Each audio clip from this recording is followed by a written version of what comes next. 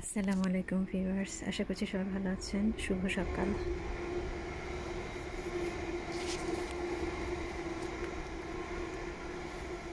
কালকে রাতে আজকে সকালেও অনেক ঠান্ডা ছিল, তো মরিচ গাছগুলোর উপরে কিছু আমি এরকম পলিথিন দিয়ে রেখেছিলাম যাতে খুব ঠান্ডা না লাগে।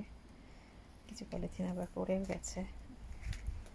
আসলে এগুলোর উপর ফ্লিস নামের একটা কাপড়ের মতো দিয়ে ঢেকে রাখা যায়, কিন্তু আমার ওগুলা এখনও কেনা হয়নি, নাই আর কি। তো আমি পলিথিন দিয়ে যতটুকু পারা যায় যে কটা গাছ করে রেখেছিলাম, ঢেকে রেখেছিলাম, এখন আবার খুলে দিব। ওইদিকে ওগুলো একাই খুলে যাচ্ছে, ওগুলো সব খুলে দিব। এতগুলা মরিচ গাছ, এত মরিচ তো তুলেও রাখা যায় না। তো আমি একজনকে জিজ্ঞাসা করলাম যে 5 ডিগ্রি সেলসিয়াসে কি বাঁচবে নাকি। সকালে দেখি 5 ডিগ্রি আর ফিলস লাইক 2 ডিগ্রি, 5 ডিগ্রি ছিল কিন্তু ফিলস লাইক 2 ডিগ্রিস। তারপরেও দেখি গাছগুলো বেশ আছে, আলহামদুলিল্লাহ বেঁচে আছে। আস্তে আস্তে আরও ঠান্ডা হবে। টমেটো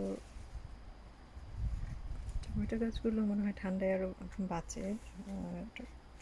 টমেটো ঠান্ডা সহ্য করতে পারে কিছুটা, কিন্তু মরিচ গাছ দেখা যাক কতদিন বাঁচে।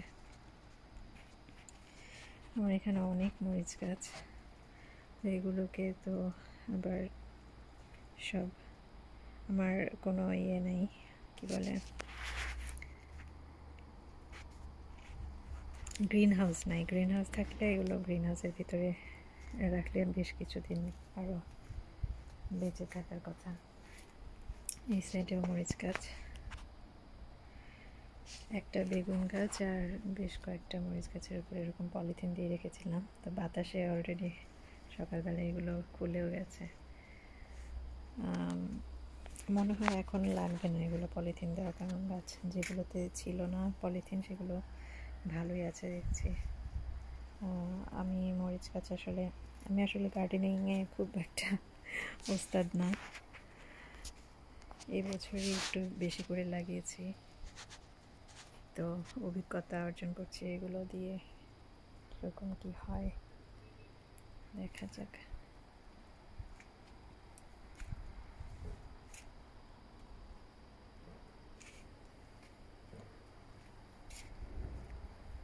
কালকে অনেকগুলো টমেটো তুলে ফেলেছি। আমার হাজব্যান্ডকে বলেছিলাম যে অনেকগুলো যে পাকা টমেটো সেগুলো সব তুলে ফেলতে। মাঝে মাঝে দু একটা এদিক সেদিক মাকড়সা দেখা যায়, এই কারণে একটু ভয় লাগে। তো আমার হাজব্যান্ডকে বলেছিলাম যে সব টমেটোগুলো তুলে ফেলতে। ম্যাক্সিমাম সবই তুলে ফেলেছে, যেগুলো পাকা বেশি।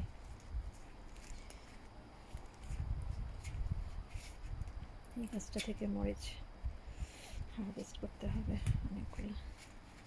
আচ্ছা,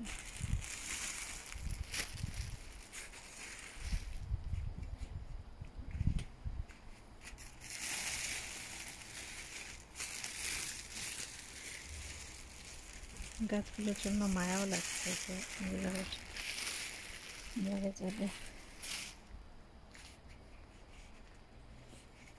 কি পরিমাণ মরিচ, মাশাআল্লাহ, আলহামদুলিল্লাহ।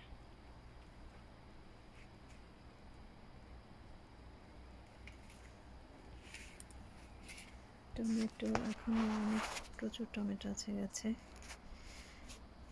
এগুলো আর একটু পাকলে তারপরে হারভেস্ট করব। অনেক বেশি যেগুলো পাকা সেগুলো কালকে অলরেডি হারভেস্ট করা হয়ে গেছে। এপাশ থেকেও লাউ গাছের করুণ দশা, কেটে ফেলতে হবে এগুলো। ওই লাউটা ভাবছিলাম যে লাস্টের লাউ, এটা মনে হয় বাঁচবে, কিন্তু এটা একটু স্পট দেখা যাচ্ছে, জানি না এটা ভালো হবে কিনা।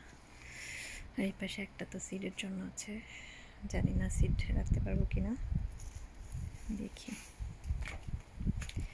আচ্ছা, আচ্ছা, এই পাশে আমার কচু গাছ। ও, এই যে এই প্ল্যান্টটা ঠান্ডার মধ্যে আছে, এটা গরমে একদম মরে গিয়েছিল।